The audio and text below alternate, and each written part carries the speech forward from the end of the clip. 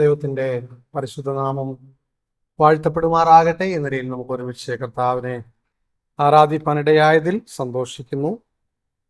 കർത്താവ് ഇത്രത്തോളം നമ്മെ എവരെയും സഹായിച്ചു. ഓർത്തതുപോലെ കഴിഞ്ഞ ചില വർഷങ്ങളായി ഞങ്ങൾ ബീഹാറിൻ്റെ തലസ്ഥാനമായിരിക്കുന്ന പാറ്റ്നയിൽ താമസിച്ച് കർത്താവിൻ്റെ വേല ചെയ്തു വരുന്നു. ഞാൻ ജനിച്ചു വളർന്നത് കണ്ണൂരാണ്. 1981 സുവിശേഷം കേൾക്കുവാനിടയായി PM മാത്ച്ചാൻ മുഖാന്തരം കത്തോലിക്ക സമൂഹത്തിൽ നിന്ന് രക്ഷിക്കപ്പെട്ട് മുൻപോട്ട് വരുവാൻ കർത്താവ് കൃപ ചെയ്തു. 1990 കർത്താവിൻ്റെ വേലയ്ക്കായി സമർപ്പിച്ച് കണ്ണൂർ വിട്ട് നിലമ്പൂർ ഭാഗത്ത് എടക്കരയിലേക്ക് വരുവാനായിട്ട് ഇടയായി തീർന്നു. 90 മുതൽ 95 വരെ ഉള്ള കാലഘട്ടങ്ങളിൽ ആ പ്രദേശങ്ങളിൽ കർത്താവിൻ്റെ വേല ചെയ്യുവാൻ ദൈവം ഇടയാക്കി. ആ സമയത്തൊക്കെ ഞാൻ രായ്ച്ചാൻ്റെ ഭവനത്തിലാണ് താമസിച്ചുകൊണ്ടിരുന്നത്. അവർ വലിയ ബന്ധം ഇതുവരെയും കാത്തു സൂക്ഷിക്കുവാനായിട്ട് ദൈവം കൃപ ചെയ്തു. 96 ഞങ്ങൾ ബീഹാറിലേക്ക് കർത്താവിൻ്റെ വേലയ്ക്കായിട്ട് കടന്നുപോയി. 30 വർഷങ്ങളായി ഇപ്പോൾ ബീഹാറിൽ ആയിരിക്കുന്നു. ദൈവകൃപയാൽ കർത്താവ് ഞങ്ങളെ ആ പ്രദേശത്ത് നിലനിർത്തിയിരിക്കുന്നു. ബീഹാറിൻ്റെ വിവിധ സ്ഥലങ്ങളിൽ കർത്താവിൻ്റെ സുവിശേഷം എത്തിക്കുവാൻ തക്കവണ്ണം കഴിഞ്ഞ നാളുകളിൽ ദൈവം കൃപ ചെയ്തു എന്ന് പറയുമ്പോഴും ഒരു കോർണറിൽ മാത്രമാണ് നിലകൊള്ളുന്നത്. ഏതാണ്ട് 14 കോടിയിലധികം ജനം ബീഹാർ സംസ്ഥാനത്തുണ്ട്. ഞങ്ങൾ ചെല്ലുന്ന സമയത്ത് 55 ജില്ലകളായിരുന്നു അത്. പിന്നീടത് ചില ജില്ലകൾ വേർവിട്ടാണ് ജാർഖണ്ഡ് ഉണ്ടായത്. ഇപ്പോൾ നിലവിൽ 38 ജില്ലകൾ ആണ് ബീഹാറിലുള്ളത്. വളരെ ചുരുങ്ങിയ പ്രവർത്തനങ്ങളും പ്രവർത്തകരും മാത്രമേ നമുക്ക് ബീഹാറിലുള്ളൂ. നിലവിൽ നമുക്ക് 43 സഭകളാണ് മൊത്തം ബീഹാറിൽ ഉള്ളത്. ഞങ്ങൾ 60-ലധികം 64 സുവിശേഷകന്മാരുണ്ട്. അതിൽ 13 പേരാണ് കേരളത്തിൽ നിന്ന് വന്നിട്ടുള്ളത്. വേറെ ചിലരൂടെ ഉണ്ടായിരുന്നു. 4-5 പേര് പ്രത്യേക ചില കാരണങ്ങളാൽ മടങ്ങി പല സ്ഥലങ്ങളിലേക്ക് പോരേണ്ടതായിട്ട് വന്നു. നിലവിൽ 13 മലയാളികളാണ് അവിടെയുള്ളത്. ബാക്കിയുള്ളതെല്ലാം അവിടുത്തെ തദ്ദേശീയരായിരിക്കുന്ന ആളുകളാണ്. വളരെയധികം വേലക്കാരും വർദ്ധിക്കേണ്ടതായിരിക്കുന്ന ഒരു സംസ്ഥാനമാണ് ബീഹാർ എന്നുള്ളതിന് സംശയമില്ല. നിങ്ങൾ ബീഹാറിലെ പ്രവർത്തനങ്ങളെ ഓർത്ത് പ്രാർത്ഥിക്കണം. 2 മക്കളാണ്. മൂത്ത മകൾ വിവാഹിതയായി, അവൾ ബാംഗ്ലൂരിൽ സെറ്റിലായിരിക്കുന്നു. രണ്ടാമത്തെ ആള് CMC വെല്ലൂരിൽ അവളുടെ പഠിത്തം തുടരുന്നു. ഏതാണ്ട് അവളുടെ കോഴ്സ് കഴിഞ്ഞു. ഇപ്പോൾ അവളുടെ ഫൈനൽ എക്സാം നടന്നുകൊണ്ടിരിക്കുകയാണ്. ദൈവം ഇത്രത്തോളം ഞങ്ങളെ സഹായിച്ചു. അനേക ദൈവമക്കളുടെ പ്രാർത്ഥനയുടെ പിൻബലത്തിൽ ബീഹാറിൽ ഇതുവരെ നിലനിൽപ്പാനായിട്ട് ദൈവം കൃപ ചെയ്തു. തുടർന്നും പ്രാർത്ഥനയിൽ ഓർക്കണം എന്ന് അപേക്ഷിക്കുന്നു. ദൈവവചനത്തിൽ നിന്ന് ചിന്തിക്കുവാനായിട്ട് എബ്രായ ലേഖനം 9-ാം അധ്യായത്തിൻ്റെ ചില വാക്യങ്ങൾ വായിക്കാമെന്ന് ആഗ്രഹിക്കുന്നു. നമുക്കെല്ലാവർക്കും വളരെ സുപരിചിതവും ധാരാളം ആലോചനകൾ കേട്ടിട്ടുമുള്ളതായിരിക്കുന്ന ഭാഗമായിരിക്കും. നിശ്ചയമായിട്ടും പുതുപ്പള്ളി സഭയെ സംബന്ധിച്ച് 2 വട്ടം അതിനെക്കുറിച്ച് ചിന്തിക്കേണ്ടതായിട്ടില്ല. എങ്കിലും ദൈവം തന്നിരിക്കുന്ന പ്രകാശത്തിനനുസരിച്ച് ചില ചിന്തകൾ പങ്കിടുവാനായിട്ട് ആഗ്രഹിക്കുകയാണ്.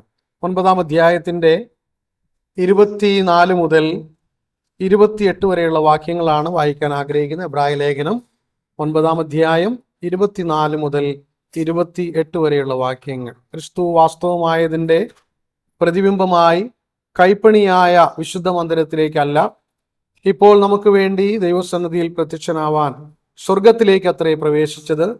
മഹാപുരോഹിതൻ ആണ്ടുതോറും അന്യരക്തത്തോടുകൂടെ വിശുദ്ധ മന്ദിരത്തിൽ പ്രവേശിക്കുന്നത് പോലെ അവൻ തന്നെത്താൻ കൂടെ അർപ്പിപ്പാൻ ആവശ്യമില്ല.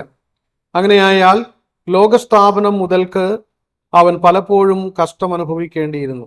എന്നാൽ അവൻ ലോകാവസാനത്തിൽ സ്വന്തം യാഗം കൊണ്ട് പാപപരിഹാരം വരുത്തുവാൻ ഒരിക്കൽ പ്രത്യക്ഷനായി, ഒരിക്കൽ മരിക്കുകയും പിന്നെ ന്യായവിധിയും മനുഷ്യർക്ക് നിയമിച്ചിരിക്കയാൽ ക്രിസ്തുവും അങ്ങനെ തന്നെ അനേകരുടെ പാപങ്ങളെ ചുമപ്പാൻ ഒരിക്കൽ അർപ്പിക്കപ്പെട്ടു.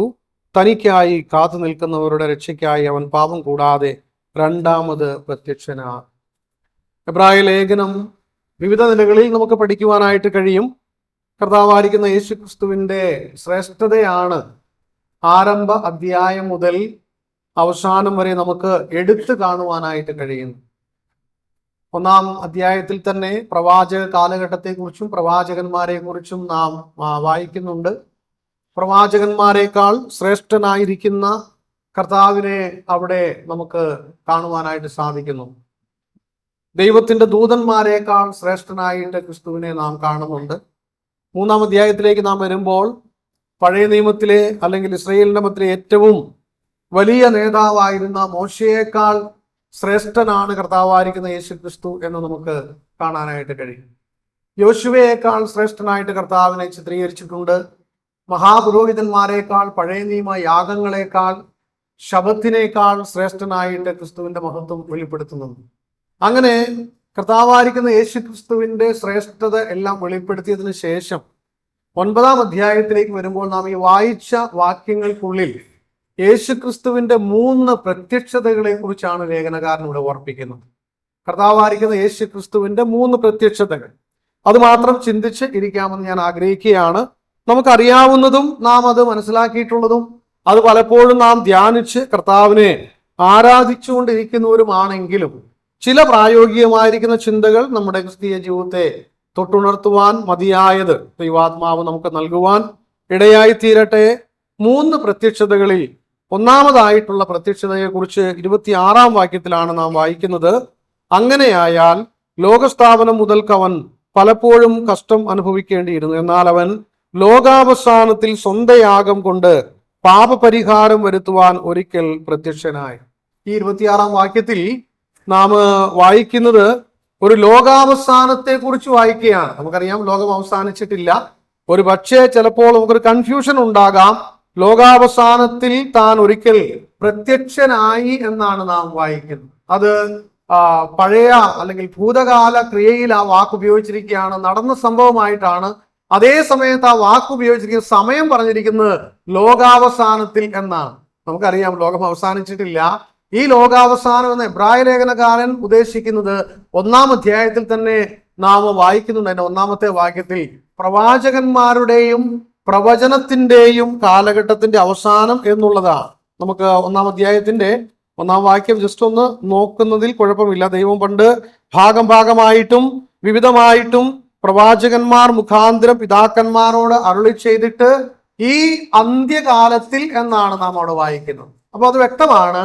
അന്ന് ലേഖനം എഴുതുന്ന സമയത്ത് ലേഖനകാരൻ ദൈവാത്മാവിനാൽ പ്രേരിപ്പിക്കപ്പെട്ടവനായി പറയുന്നത് ഇത് അന്ത്യകാലമാണ് എന്ന് പറഞ്ഞാൽ ലോകം അവസാനിച്ചിട്ടില്ലെങ്കിലും പ്രവചന കാലഘട്ടത്തിന്റെ പ്രവാചകന്മാരുടെ ശുശ്രൂഷയുടെ അവസാനത്തെ നാളുകൾ എന്ന് നമുക്ക് മനസ്സിലാക്കുവാനായിട്ട് കഴിയും. ആ അവസാനത്തെ കുറിച്ചാണ് 26-ാം വാക്യത്തിൽ ലോക അവസാനത്തിങ്കൽ എന്ന് നാം വായിക്കുന്നത്. മാത്രമല്ല ഗലാത്യ ലേഖനത്തിലേക്ക് നാം കടന്നു ചെല്ലുമ്പോൾ അതിന്റെ 4-ാം അധ്യായത്തിന്റെ 4-ാം വാക്യത്തിൽ നാം വായിക്കുന്നത് ഇങ്ങനെയാണ്. നമുക്ക് ആ വാക്യം ഒരുപക്ഷെ കാണാപ്പാഠമായിരിക്കാം, എങ്കിലും ഒന്നെടുത്ത് വായിക്കാൻ ആഗ്രഹിക്കുന്നു. ഗലാത്യ ലേഖനം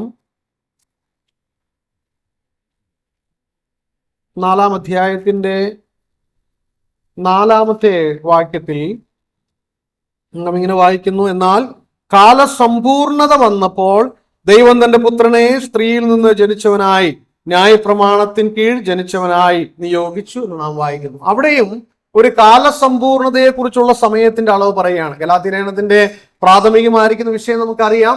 ന്യായപ്രമാണത്തെക്കുറിച്ചും ന്യായപ്രമാണ യുഗത്തെക്കുറിച്ചും ഉള്ളതായിരിക്കുന്ന കാര്യങ്ങളാണ് ലേഖനത്തിൽ എഴുതിയിരിക്കുന്നത്. അപ്പോ പ്രവാചക കാലഘട്ടത്തിന്റെ പ്രവചന കാലഘട്ടത്തിന്റെ എൻഡിൽ അല്ലെങ്കിൽ അതിന്റെ അവസാനത്തിൽ മറ്റൊന്ന് ഗലാത്യ ലേഖനം വായിക്കുന്ന കാലസമ്പൂർണ്ണം എന്ന് പറയുന്നത് ന്യായപ്രമാണ യുഗത്തിന്റെ അവസാനം. അപ്പൊ ഈ 2 യുഗ അവസാനങ്ങളെ കുറിച്ചുള്ളതാണ് എബ്രായ ലേഖനം 26-ാം വാക്യം 9-ാം അധ്യായത്തിന്റെ 26-ാം വാക്യത്തിൽ ലോകാവസാനത്തിങ്കൽ എന്ന് നാം വായിക്കുന്നത്. അപ്പൊ ആ ലോകാവസാനത്തിങ്കൽ അല്ലെങ്കിൽ പ്രവചന കാലഘട്ടത്തിന്റെ അവസാനം, ന്യായപ്രമാണ യുഗത്തിന്റെ അവസാനത്തിൽ കർത്താവായിരിക്കുന്ന യേശുക്രിസ്തുവിന്റെ 1-ാമത്തെ പ്രത്യക്ഷത സംഭവിച്ചു എന്നുള്ളത് ലേഖനകാരൻ പറയുകയാണ്. ഇനി അതിന്റെ പർപ്പസ് താൻ പറഞ്ഞിട്ടുണ്ട്. 1-ാമത്തെ പ്രത്യക്ഷതയുടെ ഉദ്ദേശം ഇവിടെ നാം വായിക്കുന്നു. എന്നാൽ അവൻ ലോകാവസാനത്തിൽ സ്വന്തം യാഗം കൊണ്ട് പാപപരിഹാരം വരുത്തുവാൻ ഒരിക്കൽ പ്രത്യക്ഷനായി. അപ്പോ കർത്താവായിരിക്കുന്ന യേശുക്രിസ്തുവിന്റെ 1-ാമത്തെ പ്രത്യക്ഷതയുടെ പർപ്പസ് എന്ന് പറയുന്നത് പാപത്തിന് പരിഹാരം വരുത്തുവാൻ വേണ്ടിയാണ്. ഇത് സംഭവിച്ചു നമുക്കറിയാം. 2000 വർഷങ്ങൾക്ക് മുന്നമേ ഈ ലോകത്തിൽ സംഭവിച്ച കാര്യമാണ്. നാം യോഹന്നാന്റെ അധ്യായത്തിൽ വായിക്കുന്നു. 1:14 നാം വായിക്കുന്നു, വചനം ജഡമായി തീർന്ന് നമ്മുടെ ഇടയിൽ വസിച്ചതായിരിക്കുന്ന കാലഘട്ടം. അപ്പോ ഒന്നാമത്തെ പ്രത്യക്ഷതയിൽ കർത്താവ് പാപത്തിന് പരിഹാരം വരുത്തുവാൻ സ്വന്തം യാഗം കൊണ്ട് പാപപരിഹാരം വരുത്തുവാനായിട്ട് ഈ ഭൂമിയിൽ പ്രത്യക്ഷനായി. ഇനി നമ്മൾ അതിന്റെ 24-ാമത്തെ വാക്യത്തിൽ നാം ഇങ്ങനെ വായിക്കുന്നു. രണ്ടാമത്തെ പ്രത്യക്ഷതയെ കുറിച്ചുള്ളതായിരിക്കുന്ന കാര്യം 24-ാം വാക്യത്തിലാണ് നാം വായിക്കുന്നത്.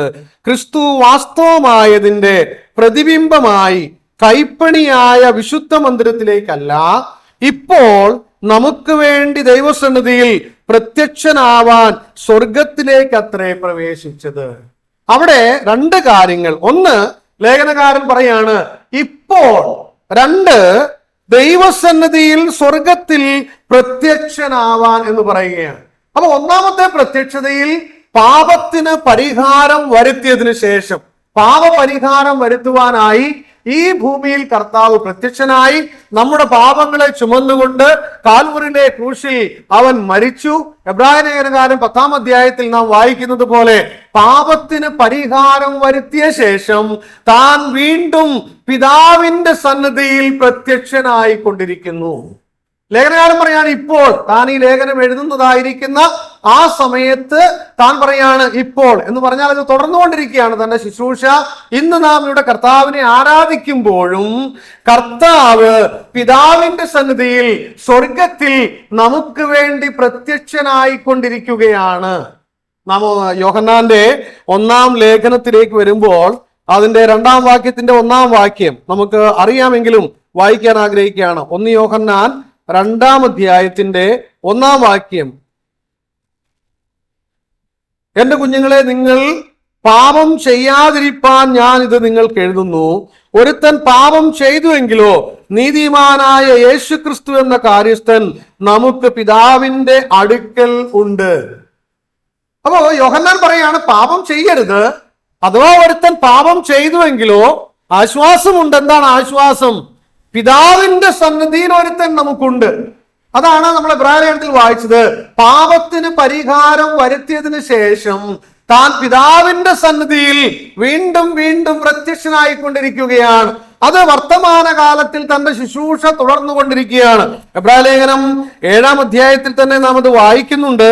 തന്റെ ശുശ്രൂഷ എന്താണെന്നുള്ളത് 7-ാം അധ്യായത്തിന്റെ 25-ാമത്തെ വാക്യത്തിൽ നാം വായിക്കുന്നു. അതുകൊണ്ട് താൻ മുഖാന്തിരമായി ദൈവത്തോട് അടുക്കുന്നവർക്ക് വേണ്ടി പക്ഷപാതം ചെയ്യുവാൻ സദാ ജീവിക്കുന്നവനാകിയാൽ അവരെ പൂർണ്ണമായി രക്ഷിപ്പാൻ അവൻ പ്രാപ്തനാകുന്നു.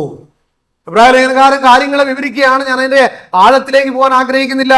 താൻ പറയുകയാണ്, താൻ മുഖാന്തിരമായി ദൈവത്തോട് അടുക്കുന്നവർക്ക് വേണ്ടി പക്ഷപാതം ചെയ്യുവാൻ സദാ ജീവിക്കുന്നവനാകിയാൽ. യോഹന്നാന്റെ ലേഖനം വായിച്ചു, പിതാവിന്റെ സന്നിധിയിൽ നമുക്കൊരുവനുണ്ട്.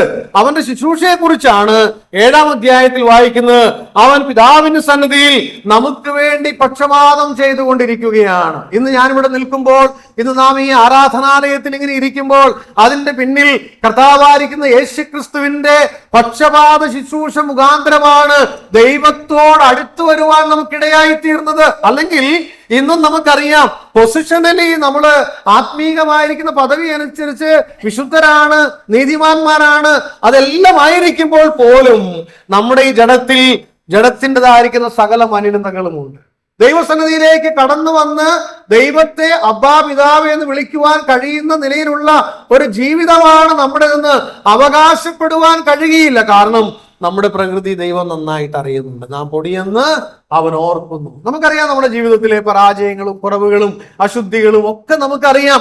ആ നിലയിൽ ദൈവസന്നിധിയിലേക്ക് വരുവാൻ നമുക്ക് കഴിയുകയില്ല. എന്നാൽ ദൈവത്തിന് സ്തോത്രം, ദൈവത്തിന്റെ സന്നിധിയിൽ, പിതാവിന്റെ സന്നിധിയിൽ കർത്താവായിരിക്കുന്ന യേശുക്രിസ്തു ഇന്നും നിരന്തരമായി നമുക്ക് വേണ്ടി പ്രത്യക്ഷപ്പെട്ട് പക്ഷപാതം ചെയ്യുന്നത് കൊണ്ട് ഇന്ന് നാം അർപ്പിക്കുന്ന ആരാധന ദൈവം തന്റെ പുത്രനിൽ കൂടെ സ്വീകരിച്ചു കൊണ്ടിരിക്കുകയാണ്. അതാണ് നമുക്ക് വലിയ സന്തോഷം. അപ്പോൾ ഒന്ന്, താൻ ഭൂമിയിൽ പ്രത്യക്ഷനായി പാപത്തിന് പരിഹാരം വരുത്തി. 2, പാപത്തിന് പരിഹാരം വരുത്തിയതിനു ശേഷം താൻ സ്വർഗത്തിൽ പിതാവിന്റെ സന്നിധിയിൽ ഇന്നും പ്രത്യക്ഷനായി കൊണ്ടിരിക്കുകയാണ്. ആ ശുശ്രൂഷ തുടർന്നുകൊണ്ടിരിക്കുകയാണ്. ഇനി മൂന്നാമത്തെ തന്റെ പ്രത്യക്ഷത അഥവാ തന്റെ സെക്കൻഡ് കമ്മിങ് എന്ന് നമ്മൾ മനസ്സിലാക്കുന്ന സത്യം 28-ാമത്തെ വാക്യത്തിൽ, ക്രിസ്തുവും അങ്ങനെ തന്നെ അനേകരുടെ പാപങ്ങളെ ചുമപ്പാൻ ഒരിക്കൽ അർപ്പിക്കപ്പെട്ടു. തനിക്കായി കാത്തു നിൽക്കുന്നവരുടെ രക്ഷയ്ക്കായി അവൻ പാപം കൂടാതെ രണ്ടാമത് പ്രത്യക്ഷനാകും. അപ്പോൾ ഇതാണ് ഈ എബ്രായ ലേഖനത്തിന്റെ ക്രമപ്രകാരം മൂന്നാമത്തെ പ്രത്യക്ഷത. എന്നാൽ ദൈവമക്കളായിരിക്കുന്ന നാം പ്രത്യാശിക്കുന്ന കർത്താവിന്റെ രണ്ടാം വരവ് എന്ന് പറയുന്നു. അപ്പൊ ഇവിടെ ലേഖനകാരൻ പറയുകയാണ്, കർത്താവ് വീണ്ടും പ്രത്യക്ഷനാകുവാൻ പോകുകയാണ്. എന്തിനാ കർത്താവ് പ്രത്യക്ഷനാകാൻ പോകുന്നത്? ഒന്നാമത്തെ പ്രത്യക്ഷത പാപത്തിന് പരിഹാരം വരുത്തുവാൻ. രണ്ടാമത് താൻ ദൈവസന്നിധിയിൽ പ്രത്യക്ഷനായിക്കൊണ്ടിരിക്കുന്നത് രക്ഷിക്കപ്പെട്ട് ഈ ലോകത്തിൽ ജീവിക്കുന്ന ദൈവമക്കൾക്ക് വേണ്ടി പിതാവിന്റെ സന്നിധിയിൽ മധ്യസ്ഥത വഹിക്കുവാൻ, പക്ഷപാതം ചെയ്യുവാനായിട്ട് താൻ ഇടവിടാതെ ദൈവം മുൻപാകെ പ്രത്യക്ഷനായിക്കൊണ്ടിരിക്കുകയാണ്. ഇനി സംഭവിക്കാൻ പോകുന്നത് കർത്താവിന്റെ മൂന്നാമത്തെ പ്രത്യക്ഷത, സെക്കൻഡ് കമ്മിങ്. അതെവിടെയാണ് സംഭവിക്കാൻ പോകുന്നത്? പൗലോസ് അത് രേഖപ്പെടുത്തിയിട്ടുണ്ട്. 1 തെസ്സലോനിക്കർ 4-ാം അധ്യായത്തിന്റെ 16-17 വാക്യങ്ങൾ നാം ആവർത്തിച്ച് വായിക്കുകയും ധ്യാനിക്കുകയും ചിന്തിക്കുകയും ആശ്വസിക്കുകയും ചെയ്യുന്നതായിരിക്കുന്ന വാക്യമാണ്. കർത്താവ് താൻ ഗംഭീരനാദത്തോടും പ്രധാന ദൂതന്റെ ശബ്ദത്തോടും ദൈവത്തിന്റെ കാഹളത്തോടും കൂടെ സ്വർഗത്തിൽ നിന്ന് ഇറങ്ങി വരും. അന്ന് ക്രിസ്തുവിൽ മരിച്ചവരായിരിക്കുന്ന നാം ക്രിസ്തുവിൽ മരിച്ചവർ ഉയർത്തെഴുന്നേൽക്കുകയും ജീവനോടെ ശേഷിക്കുന്നവരായിരിക്കുന്ന നാം രൂപാന്തരപ്പെട്ട് മേഘങ്ങളിൽ കർത്താവിനെ എതിരേൽപ്പാൻ എടുക്കപ്പെടുകയും ചെയ്യും. അപ്പോ എബ്രായ ലേഖനകാരൻ പറയുന്ന ഈ മൂന്നാമത്തെ പ്രത്യക്ഷത അഥവാ കർത്താവിന്റെ രണ്ടാം വരവ് എന്ന് പറയുന്നത് സംഭവിക്കേണ്ടത് മേഘങ്ങളിലാണ്. ഒന്ന്, താൻ ഭൂമിയിൽ പ്രത്യക്ഷനായി. രണ്ട്, താൻ പിതാവിന്റെ സന്നിധിയിൽ സ്വർഗത്തിൽ പ്രത്യക്ഷനായിക്കൊണ്ടിരിക്കുന്നു. മൂന്ന്, താൻ മേഘങ്ങളിൽ പ്രത്യക്ഷനാകുവാനായിട്ട് പോകുകയാണ്. അന്ന് സംഭവിക്കേണ്ടുന്ന കാര്യങ്ങളൊക്കെ വേദപുസ്തകത്തിൽ പറഞ്ഞിട്ടുണ്ട്. ഫിലിപ്പി ലേഖനം 3-ാം അധ്യായത്തിന്റെ 20-21 വാക്യങ്ങളിലേക്ക് നമുക്ക് വരാം. ഫിലിപ്പി ലേഖനം 3-ാം അധ്യായം അതിന്റെ 20-21 വാക്യങ്ങൾ സുപരിചിതമായ വാക്യങ്ങളാണെങ്കിൽ ഞാൻ വായിക്കാൻ ആഗ്രഹിക്കുന്നു. നമ്മുടെ പൗരത്വമോ സ്വർഗത്തിലാകുന്നു. അവിടെ നിന്ന് കർത്താവായ യേശു ക്രിസ്തു രക്ഷിതാവായി വരും എന്ന് നാം കാത്തിരിക്കുന്നു. അവൻ സകലവും തനിക്ക് കീഴ്പ്പെടുത്തുവാൻ കഴിയുന്ന തന്റെ വ്യാപാര ശക്തി കൊണ്ട് നമ്മുടെ താഴ്ചയുള്ള ശരീരത്തെ തന്റെ മഹത്വമുള്ള ശരീരത്തോട് അനുരൂപമായി രൂപാന്തരപ്പെടുത്തും. എബ്രായ ലേഖനം 9-ാം അധ്യായം 28-ാം വാക്യം നാം വായിച്ചു. ആ 28-ാം വാക്യത്തിൽ അനേകരുടെ പാപങ്ങളെ ചുമപ്പാൻ ഒരിക്കൽ അർപ്പിക്കപ്പെട്ടു, തനിക്കായി കാത്തു നിൽക്കുന്നവരുടെ രക്ഷയ്ക്കായി അവൻ പാപം കൂടാതെ രണ്ടാമത് പ്രത്യക്ഷനാകും എന്നാണ് നാം വായിച്ചത്. അവിടെ കൺഫ്യൂഷൻ ഉണ്ടാകാൻ സാധ്യതയുണ്ട്. പുതുപ്പള്ളി സഭയ്ക്ക് അത് കാണത്തില്ലെന്ന് എനിക്കറിയാം. ഇവിടെ നാം വായിക്കുന്നത് വീണ്ടും രക്ഷയ്ക്കായി അവൻ പ്രത്യക്ഷനാവുകയാണോ? ഇവിടെ ഉദ്ദേശിച്ചിരിക്കുന്ന രക്ഷ എന്ന് പറയുന്നത് നമുക്കറിയാം, ആത്മരക്ഷയല്ല, മറിച്ച് ആ രക്ഷയാണ് ഫിലിപ്പി ലേഖനം 3-ാം അധ്യായത്തിൽ നാം വായിച്ചത്. എന്താണ് ഫിലിപ്പി ലേഖനം 3-ാം അധ്യായത്തിൽ നാം വായിച്ചത്? അവൻ കടന്നു വരുമ്പോൾ നമ്മുടെ പൗരത്വമോ സ്വർഗത്തിലാകുന്നു. അവിടെ നിന്ന് കർത്താവായ യേശു ക്രിസ്തു രക്ഷിതാവായി വരുമെന്ന് നാം കാത്തിരിക്കുന്നു. അവിടെ രക്ഷിതാവായിട്ട് വരുമെന്നാ പറയുന്നത്. എന്നാൽ അതിന്റെ പ്രത്യേകത 21-ാം വാക്യത്തിലാണ്. അവൻ സകലവും തനിക്ക് കീഴ്പ്പെടുത്തുവാൻ കഴിയുന്ന തന്റെ വ്യാപാര ശക്തി കൊണ്ട് നമ്മുടെ താഴ്ചയുള്ള ശരീരത്തെ തന്റെ മഹത്വമുള്ള ശരീരത്തോട് അനുരൂപമായി രൂപാന്തരപ്പെടുത്തും. അപ്പോൾ എബ്രായ ലേഖനത്തിൽ പറഞ്ഞിരിക്കുന്ന രക്ഷയും ഫിലിപ്പിയ ലേഖനം 3-ാം അധ്യായത്തിൽ നാം വായിച്ച രക്ഷിതാവായിട്ട് വരുമെന്ന് പറയുന്നതും ആത്മാവിന്റെ രക്ഷയല്ല, മറിച്ച് ഇനി സംഭവിക്കേണ്ടത് എന്താണ്? നമ്മുടെ ശരീരത്തിൻ്റെതായിരിക്കുന്ന വീണ്ടെടുപ്പാണ്. അതാണ് ഈ ഫിലിപ്പി ലേഖനത്തിൽ താൻ പറയുന്നത്. നമ്മുടെ ശരീരത്തിന്റെ ഇപ്പോഴത്തെ പ്രത്യേകത എന്ന് പറയുന്നത് എന്താണ്? ബലഹീനമായിരിക്കുന്ന ശരീരമാണ്, അല്ലെ? നാം വായിക്കുകയാണ്, അവൻ സകലവും തനിക്ക് കീഴ്പ്പെടുത്തുവാൻ കഴിയും തന്റെ വ്യാപാര ശക്തി കൊണ്ട് നമ്മുടെ താഴ്ചയുള്ള ശരീരത്തെ. നമ്മുടെ ശരീരം താഴ്ചയുള്ളതാണ്. നമുക്കത് വിശദീകരിക്കേണ്ടതായിരിക്കുന്ന ആവശ്യമില്ല. എന്തെല്ലാം വേദനകളാണ് നമ്മുടെ ശരീരത്തിനുള്ളതല്ലേ? നമ്മുടെ ശരീരത്തിന്റെ അടി മുതൽ മുടി വരെ നാം വേദന അനുഭവിക്കുന്നവരാണ്. ഏതെല്ലാം നിലയിലുള്ള രോഗങ്ങളാണ് നമ്മുടെ ജീവിതത്തിലുള്ളത്. എല്ലാവിധമായിരിക്കുന്ന രോഗങ്ങളും നമ്മുടെ ജീവിതത്തിൽ, പലരുടെയും ജീവിതത്തിൽ അവരുടെ സ്വസ്ഥത നഷ്ടപ്പെടുത്തിക്കൊണ്ടിരിക്കുകയാണ്, അവരുടെ സമ്പത്ത് നഷ്ടപ്പെടുത്തിക്കൊണ്ടിരിക്കുകയാണ്, അവരുടെ ബന്ധങ്ങൾ നഷ്ടപ്പെടുത്തിക്കൊണ്ടിരിക്കുകയാണ്. അങ്ങനെ മാനസികമായി തകർന്നും ക്ഷീണിച്ചും തളർന്നുമൊക്കെ പോകുന്ന അനേകരെ കാണുവാനായിട്ട് കഴിയും. അവർ തകർന്നു തീർന്നു എന്ന് പറയാൻ സാധിക്കില്ല, കാരണം അവർക്കൊരു പ്രത്യാശയുണ്ട് ദൈവമക്കളായിരിക്കുന്നവരെ സംബന്ധിച്ച്. ഇവിടെ ഇന്ന് പകൽക്കാലം എബ്രായ ലേഖനക്കാരനോട് ചേർന്ന് നിന്ന് നാം ഈ ഭാഗങ്ങൾ ചിന്തിക്കുമ്പോൾ കർത്താവായിരിക്കുന്ന യേശു ക്രിസ്തു വാനമേഘങ്ങളിൽ തന്റെ പ്രത്യക്ഷത സംഭവിക്കുമ്പോൾ എനിക്കും നിങ്ങൾക്കും സംഭവിക്കുവാൻ പോകുന്ന കാര്യം, ഇന്ന് നമ്മുടെ ശരീരം ബലഹീനമാണ്, ജീർണിച്ചുകൊണ്ടിരിക്കുന്നതാണ്, വിവിധങ്ങളായിരിക്കുന്ന രോഗങ്ങൾക്ക് അടിമയാണ്. അതുകൊണ്ട് നാം പലപ്പോഴും നെടുവേർപ്പെടുന്നുണ്ടെങ്കിലും നമ്മയൊക്കെ പിടിച്ചു നിർത്തുന്നതും നമ്മെ ഇങ്ങനെയൊക്കെ മുൻപോട്ട് പോകാൻ അനുവദിക്കുന്നതുമായ കാര്യം നമുക്ക് ദൈവം നൽകിയിരിക്കുന്ന പ്രത്യാശയാണ്. എന്താണ് ആ പ്രത്യാശ? ഈ ശരീരം ഇന്ന് ജീർണിക്കുന്നതാണെങ്കിലും ഒരു മനോഹരമായിരിക്കുന്ന ദിവസം നമ്മുടെ മുൻപിലുണ്ട്. നമ്മുടെ ഈ താഴ്ചയുള്ള ശരീരത്തെ തന്റെ മഹത്വമുള്ള ശരീരത്തോട് അനുരൂപമായി രൂപാന്തരം നൽകുന്നതായിരിക്കുന്ന സ്വർഗീയമായിരിക്കുന്ന ശരീരം നൽകുന്ന ആ ദിവസമാണ് നമുക്ക് ഈ കഷ്ടതകളുടെയും പ്രയാസങ്ങളുടെയും കണ്ണുനീരിന്റെയും കുടുംബ പ്രശ്നങ്ങളുടെയും തകർച്ചകളുടെയും ഒക്കെ നടുവിൽ കർത്താവിന്റെ പിന്നാലെ പോകുവാൻ നമ്മെ പ്രേരിപ്പിക്കുന്ന കാര്യം ആ ഒരു വലിയ കാഴ്ചപ്പാടും പ്രത്യാശയുമാണ്. നമുക്ക് വളരെ ആശ്വാസമാണ്. ഈ വചനങ്ങളെ കൊണ്ട് അന്യോന്യം ആശ്വസിപ്പിക്കണമെന്നാണ് പൗലോസ് പറഞ്ഞിരിക്കുന്നത് തെസ്സലോനിക്ക ലേഖനത്തിൽ. എന്നാൽ ഞാൻ ഇതിനോട് ചേർത്ത് ഒരു വാക്യം വായിക്കാൻ ആഗ്രഹിക്കുന്നു. 1 കൊരിന്ത്യർ 15-ാം അധ്യായം അതിന്റെ അവസാനത്തെ വാക്യം. നമുക്കറിയാം 1 കൊരിന്ത്യർ 15-ാം അധ്യായം പുനരുത്ഥാനത്തിന്റെ അധ്യായമാണ്. വളരെയധികം പ്രത്യാശ വർദ്ധിപ്പിക്കുകയും പ്രത്യേകിച്ച് നാം മരണസമയങ്ങളിൽ വായിക്കുകയും ധ്യാനിക്കുകയും ബലപ്പെടുത്തുകയും ചെയ്യുന്നതായിരിക്കുന്ന ഒരു അധ്യായമാണ് 1 കൊരിന്ത്യർ 15-ാം അധ്യായം. അവിടെ പുനരുദ്ധാനത്തെ കുറിച്ച് പറയുന്നുണ്ട്, പുനരുദ്ധാനത്തിന്റെ ക്രമത്തെ കുറിച്ച് പറയുന്നുണ്ട്. അങ്ങനെ നാം വീണ്ടും പുനരുദ്ധാനം പ്രാപിക്കുമെന്നുള്ളതായിരിക്കുന്ന ഉറപ്പും ധൈര്യവും പൗലോസ് വിവരിച്ചതിന് ശേഷം അതിന്റെ അവസാനത്തെ വാക്യം നമുക്ക് വായിക്കാം. 58-ാമത്തെ വാക്യം, 1 കൊരിന്ത്യർ 15-ാം അധ്യായം 58-ാമത്തെ വാക്യം. ആ വാക്ക് ഇങ്ങനെയാണ് തുടങ്ങുന്നത്, ആകയാൽ എന്ന് പറഞ്ഞാൽ 15-ാം അധ്യായത്തിൽ പുനരുദ്ധാനത്തെ കുറിച്ചുള്ള സകല വിശദീകരണവും വളരെ വ്യക്തമായി നൽകി നമ്മുടെ പ്രത്യാശയെ ഉണർത്തിയതിനു ശേഷം ദൈവാത്മാവ് പൗലോസിൽ കൂടെ പറയാണ്, ആകയാൽ എന്താണ് അടുത്തത്? എന്റെ പ്രിയ സഹോദരന്മാരെ, നിങ്ങൾ ഉറപ്പുള്ളവരും കുലുങ്ങാത്തവരും നിങ്ങളുടെ പ്രയത്നം കർത്താവിൽ വ്യർത്ഥമല്ല എന്ന് അറിഞ്ഞിരിക്കയാൽ കർത്താവിന്റെ വേലയിൽ എപ്പോഴും വർദ്ധിച്ചു വരുന്നവരും ആണ്. പ്രത്യാശയുടെ സന്തോഷം കേട്ട് ഭവനത്തിലേക്ക് മടങ്ങും നമുക്ക് വളരെ ആശ്വാസമാണ്, അല്ലേ?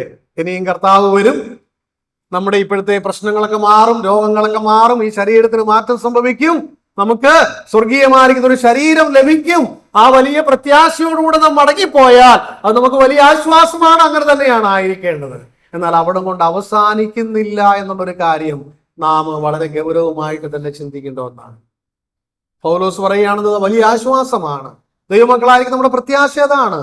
മേഘങ്ങളിൽ കർത്താവ് വരും, നാം എടുക്കപ്പെടും, നാം പിന്നെ കർത്താവിനോട് കൂടിയായിരിക്കും. സന്തോഷകരമായിരിക്കുന്ന അനുഭവമാണ്. പക്ഷേ നമ്മുടെ ഉത്തരവാദിത്വത്തെ ഓർപ്പിക്കുന്ന ഒരു വാക്യമാണ് കൊരിന്ത്യ ലേഖനത്തിൽ പൗലോസ് അവസാനമായി എഴുതി വെച്ചിരിക്കുന്നത്. പൗലോസ് പറയാണ്, ഇതൊക്കെ സംഭവിക്കുന്നതാണ്, ഇതൊക്കെ സംഭവിക്കേണ്ടതാണ്, ഇതൊക്കെ നാം സംഭവിക്കുവാനായിട്ട് അനുഭവിക്കുവാനായിട്ട് പോകുകയാണ്. പക്ഷേ ആകയാൽ ഇങ്ങനെയൊക്കെ സംഭവിക്കാനിരിക്കുന്നത് കൊണ്ട് എന്താണ് കാരണം എന്നറിയാമോ?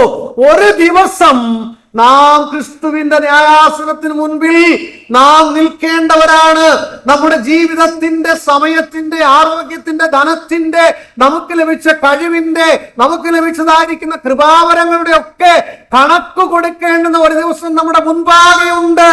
ആകയാൽ പ്രിയമുള്ളവരെ, ഇവിടെ പൗലോസ് പറയാണ്, നിങ്ങൾ ഉറപ്പുള്ളവരായിരിക്കണം, കുലുങ്ങാത്തവരായിരിക്കണം. മാത്രമല്ല കർത്താവിന്റെ വേലയിൽ എപ്പോഴും വർദ്ധിച്ചു വരുന്നവരും ആയിരിക്കണം. ഞാനിങ്ങനെ പറയട്ടെ, എന്നെ തെറ്റിദ്ധരിക്കരുത്. ഇന്നത്തെ കാലഘട്ടത്തിന്റെ ഒരു പ്രത്യേകത നാം ചിന്തിച്ചാൽ ഹഗ്ഗായിയുടെ കാലഘട്ടത്തിന്റെ ഒരു സമയം എന്ന് വേണമെങ്കിൽ നമുക്ക് ചേർത്ത് ചിന്തിക്കാനായിട്ട് സാധിക്കും. ഒരു വാക്യം മാത്രം വായിക്കാം.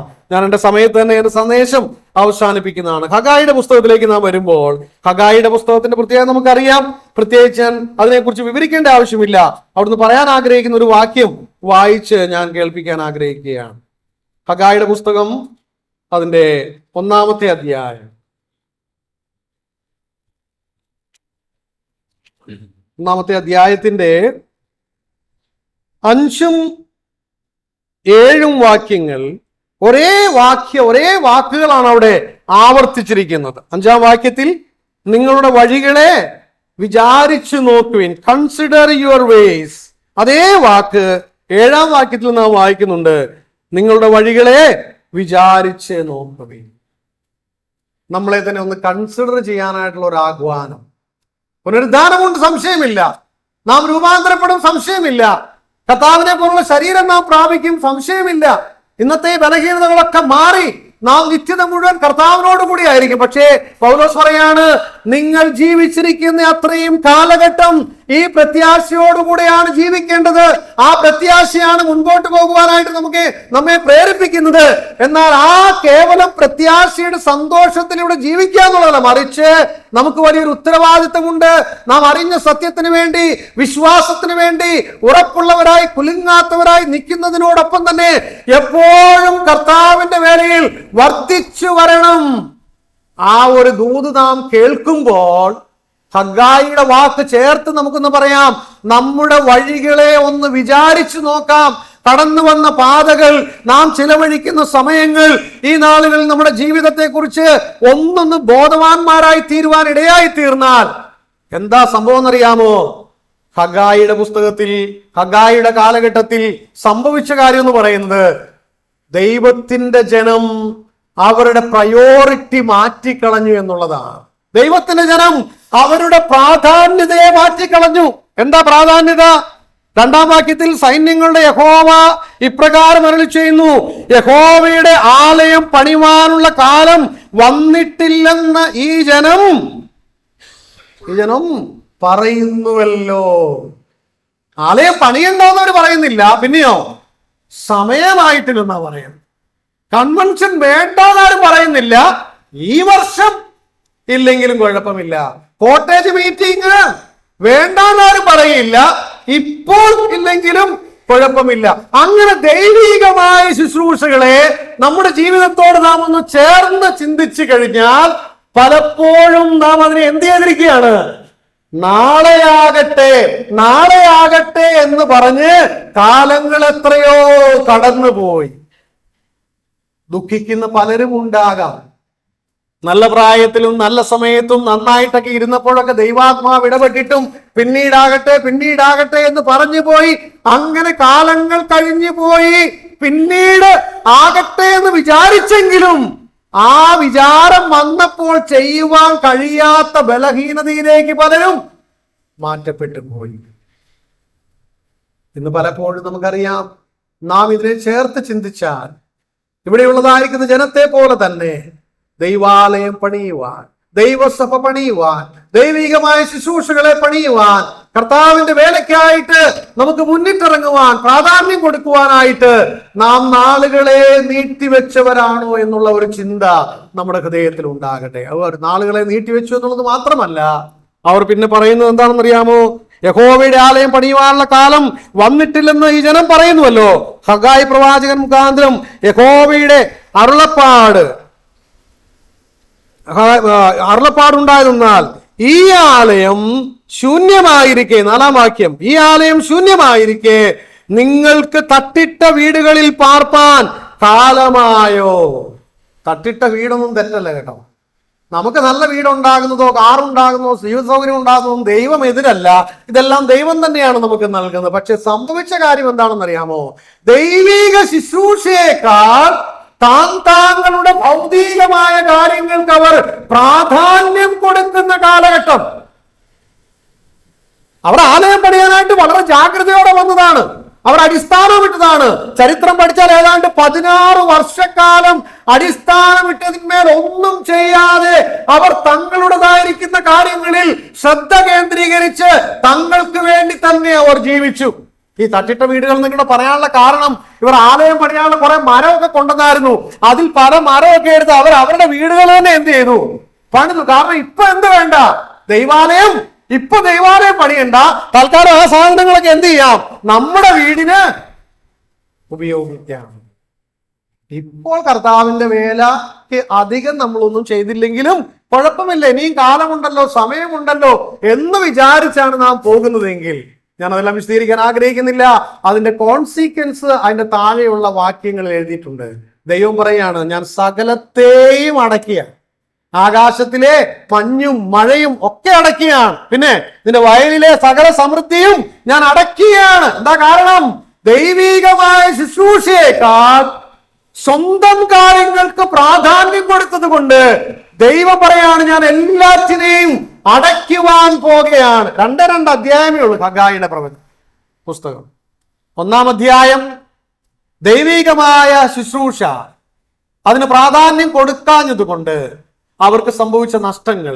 2-ാം അധ്യായം സെരുബാബേലിൽ കൂടെ ഹഗ്ഗായി മുഖാന്തരം ഉണ്ടായ അരുളപ്പാടുകളെ കേട്ട് സെരുബാബേലും കൂടെയുള്ളതായിരിക്കുന്ന ആളുകളും മനം തിരിഞ്ഞ് ദൈവത്തെങ്കിലേക്ക് തിരിഞ്ഞ് കർത്താവിന്റെ വേല ചെയ്യുവാൻ തീരുമാനിച്ചപ്പോൾ ദൈവം അവർക്ക് നൽകിയതായിരിക്കുന്ന അനുഗ്രഹം. 2-ാം അധ്യായത്തിന്റെ 10-ാം വാക്യത്തിലേക്ക് വരുമ്പോൾ, താഴേക്ക് വായിക്കുമ്പോൾ അവിടെ ഇങ്ങനെ ഒരു വാക്കുണ്ട്, ഇന്നു മുതൽ ഐ വിൽ ബ്ലെസ് യു, ഞാൻ നിന്നെ അനുഗ്രഹിക്കും. അവർ തീരുമാനം മാറ്റിയപ്പോൾ, അവർ മനം മാറ്റിയപ്പോൾ, ദൈവത്തെങ്കിലേക്ക് മടങ്ങി വന്നപ്പോൾ ദൈവം ആ ജനത്തെ അനുഗ്രഹിക്കുവാനായിട്ട് തീരുമാനിച്ചു. ഞാൻ പറഞ്ഞതിന്റെ ചുരുക്കം എന്താണെന്ന് പറയട്ടെ പ്രിയമുള്ളവരെ. കർത്താവിന്റെ 3 പ്രത്യക്ഷതകളാണ് നാം ചിന്തിച്ചത്. 2 നമ്മെ സംബന്ധിച്ച്, 1 നമ്മെ സംബന്ധിച്ച് കഴിഞ്ഞു പോയി. നാം ഭാഗ്യവാന്മാരാണ്. രക്ഷിക്കപ്പെടുവാൻ, പാപപരിഹാരം നേടുവാൻ, കർത്താവിനെ ആരാധിക്കുവാൻ നാം യോഗ്യതയുള്ളവരായി തീർന്നു. ഇന്നും പിതാവിന്റെ സന്നിധിയിൽ കർത്താവ് നമുക്ക് വേണ്ടി പക്ഷപാതം ചെയ്തതുകൊണ്ട് ദൈവത്തെ ആരാധിക്കുവാൻ നമുക്കിടയായി തീരുന്നു. 3-ാമത്തെ പ്രത്യക്ഷത മേഘങ്ങളിൽ സംഭവിക്കുമ്പോൾ നാം എടുക്കപ്പെടുമെന്നുള്ളതിന് സംശയമില്ല. നമ്മുടെ ശരീരം രൂപാന്തരപ്പെടും, സകല പ്രശ്നങ്ങൾക്ക് പരിഹാരമായി തീരും. എന്നാൽ ഭയപ്പെടുത്തുന്ന ഒരു ദിവസം കൂടെ അതായിരിക്കാൻ ഇടയായി തീരട്ടെ. ആ ക്രിസ്തുവിന്റെ ന്യായാസനം നമുക്ക് കണക്ക് പറയേണ്ടെന്നായിരിക്കുന്ന ന്യായാസനമാണെന്ന് നാം തിരിച്ചറിഞ്ഞുകൊണ്ട് കർത്താവിന്റെ വേലയിൽ വർദ്ധിച്ചു വരുവാൻ നമുക്കിടയായി തീരണം. അല്ല ഹഗ്ഗായിയുടെ കാലഘട്ടത്തിലെ ജനങ്ങളെ പോലെ ഇപ്പോൾ അത് ആവശ്യമില്ല എന്ന് പറഞ്ഞ് താങ്കളുടെ സ്വാർത്ഥമായ കാര്യങ്ങൾക്ക് വേണ്ടി മാത്രം പ്രയോറിറ്റി നൽകി ജീവിക്കുന്ന ഒരു ജീവിതമാണെങ്കിൽ അത് നമുക്ക് വലിയ ദുരന്തമായി തീരുമെന്നുള്ളതിന് സംശയമില്ല. കർത്താവ് നമ്മെ സഹായിക്കട്ടെ. ഈ ചിന്തകൾ നമ്മുടെ ഹൃദയത്തെ സ്വാധീനിക്കുവാനായിട്ട് ഇടയായി തീരട്ടെ. വളരെ മനോഹരമായിരിക്കുന്ന പ്രത്യാശ ദൈവം നമുക്ക് നൽകിയിട്ടുണ്ട്. പ്രിയമുള്ളവരെ, പൗലോസ് പറയാണ്, നാം ചെയ്യുന്ന ദൈവികമായ ശുശ്രൂഷകൾ വ്യർത്ഥമല്ല എന്ന് അറിയുക. അതാണ് കൊരിന്ത്യർ ലേഖനത്തിൽ അവസാനിപ്പിക്കുന്ന, നാം കർത്താവിന്റെ നാമത്തിൽ ചെയ്യുന്ന പ്രയത്നം വ്യർത്ഥമല്ല എന്നറിഞ്ഞ് അവന്റെ വേലയിൽ വർദ്ധിച്ച് വരുവാൻ ഇടയായി തീരട്ടെ. നാം ചെയ്യുന്ന പ്രവൃത്തികൾ തീർച്ചയായിട്ടും അതിന് നമുക്ക് പ്രതിഫലമുണ്ട്, നിലനിൽക്കുന്ന പ്രതിഫലമുണ്ട്. അതൊരിക്കലും വ്യർത്ഥമല്ല. ആകയാൽ കർത്താവ് നമ്മെ ഏൽപ്പിച്ചിരിക്കുന്ന ശുശ്രൂഷകൾ അത് പുറത്തുള്ളതായിരിക്കുന്ന സുവിശേഷ പോഷണമാകാം, സഭയ്ക്കകത്തുള്ള സഭാ പരിപാലനമാകാം, ബൈബിൾ ക്ലാസ് എടുക്കുന്നതാകാം, ഒരുപക്ഷെ പ്രസംഗിക്കുന്നതാകാം, കൺവെൻഷൻ പ്രീച്ചേഴ്സ് എന്നുള്ള നിലയിലാകാം, യുവാക്കന്മാരുടെ മധ്യത്തിലാകാം, കുഞ്ഞുങ്ങളുടെ മധ്യത്തിലാകാം, ദൈവികമായിരിക്കുന്ന ഏത് ശുശ്രൂഷകളുമായിക്കൊള്ളട്ടെ അതൊരിക്കലും വ്യർത്ഥമല്ല എന്നറിഞ്ഞ് വേലയിൽ വർദ്ധിച്ചു വരുവാൻ ദൈവം നമ്മെ സഹായിക്കട്ടെ. നാളേക്ക് വേണ്ടി നാം ദൈവിക ശുശ്രൂഷകളെ മാറ്റിവെക്കരുത്. പിന്നെയാകട്ടെ എന്ന് പറഞ്ഞു നാം ദൈവികമായ കാര്യങ്ങളെ പ്രയോറിറ്റി കൊടുക്കേണ്ട സ്ഥാനത്ത് കൊടുക്കാതെ നമ്മുടെ ഭൗതികമായ കാര്യങ്ങൾക്ക് പ്രാധാന്യം കൊടുത്ത് ജീവിക്കുന്ന ഒരു അനുഭവത്തിലേക്ക് നാം പോയാൽ അത് വലിയ ദുരന്തം നമ്മുടെ തലമുറകളിലേക്കും നമ്മിലേക്കും കൊണ്ടുവരുമെന്നുള്ള വലിയ സത്യം തിരിച്ചറിഞ്ഞ് ദൈവം മുൻപാകെ നമുക്ക് വിനയപ്പെടുകയും ആ മനോഹരമായ പ്രത്യാശയോടുകൂടെ തന്നെ കർത്താവിനെ ശുശ്രൂഷിക്കുകയും അവനെ സേവിക്കുകയും ചെയ്യാം. അവന്റെ വലിയ നാമം വാഴ്ത്തപ്പെടുമാറാകട്ടെ.